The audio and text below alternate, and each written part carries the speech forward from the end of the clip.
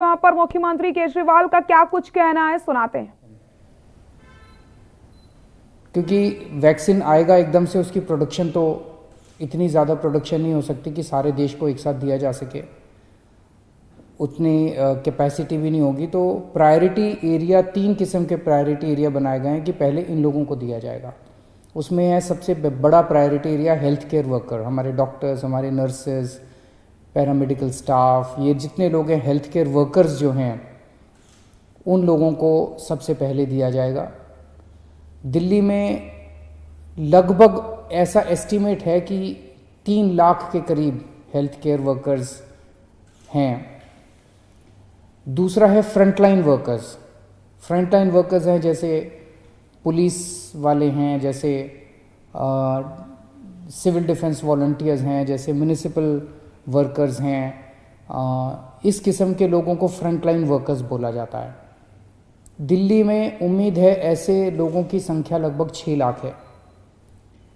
और तीसरी कैटेगरी है वो लोग जो कि 50 साल से ज़्यादा उम्र के हैं, या अगर 50 साल से कम उम्र के हैं तो उनको किसी किस्म की कोमॉर्बिडिटी है कि 50 साल से उम्र तो कम है लेकिन डायबिटीज़ है या हार्ट की बीमारी है या कोई और ऐसी बीमारी है जिसमें कोरोना कई बार जानलेवा हो जाता है।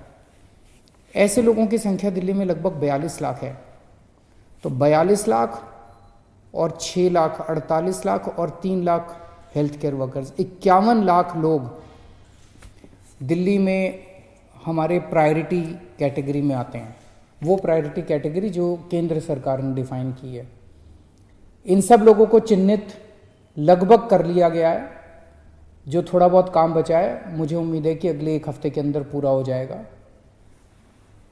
एक आदमी को 2 डोज लगेंगी, तो 51 लाख लोग, मतलब 1 करोड़ 2 लाख डोज की ज़रूरत पड़ेगी पहले फेज़ में इन प्रायोरिटी लोगों को वैक्सीन देने के लिए। हमारे पास अभी 74 लाख डोज स्टोर करने की कैपेसिटी है, कोल्ड स्टोर की कैपेसिटी है। लेकिन इसको बहुत जल्द, अगले 5-7 दिन के अंदर, सारा काम बड़ी तेज़ी से चल रहा है, अगले 5-7 दिन के अंदर, मैक्सिमम 1 हफ्ते के अंदर ये कैपेसिटी हमारी बढ़ के 1 करोड़ 15 लाख डोज स्टोर करने की कैपेसिटी हो जाएगी। तो एक तरह से हमें प्रायोरिटी लोगों को वैक्सीन देने के लिए 1 करोड़ 2 लाख डोजेस की ज़रूरत है, और हमारे पास कुछ दिन में ही 1 करोड़ 15 लाख वैक्सीन स्टोर करने की कैपेसिटी हो जाएगी। तो हमारी वैक्सीन स्टोर करने की कैपेसिटी पूरी हो जाएगी। इन सब लोगों का रजिस्ट्रेशन किया जा रहा है, जिन जिन लोगों को जो कैटेगरी, जो प्रायोरिटी कैटेगरी है।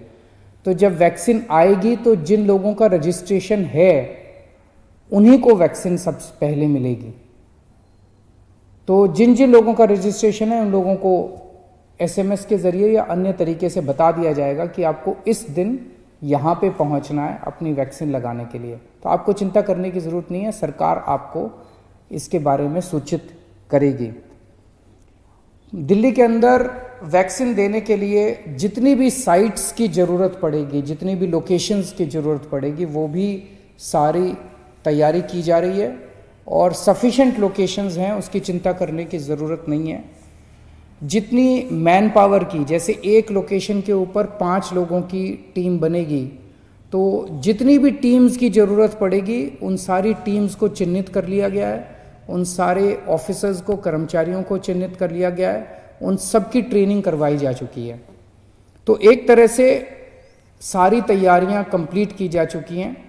और मान लीजिए, खुदा ना करे, किसी को वैक्सीन देने के बाद अगर कोई गलत इफ़ेक्ट आ जाता है, अगर कोई उसको साइड इफ़ेक्ट हो जाता है, कुछ गलत हो जाता है, तो उसको तुरंत उसका इलाज करने का भी सारी व्यवस्था कर ली गई है। उसके लिए जो स्पेशलिस्ट्स की ज़रूरत है, जो डॉक्टर्स की ज़रूरत है, उसकी भी सारी व्यवस्था कर ली गई है कि उसको तुरंत उसके लिए उसका इलाज किया जा सके, उसको तुरंत उसका ट्रीटमेंट दिया जा सके।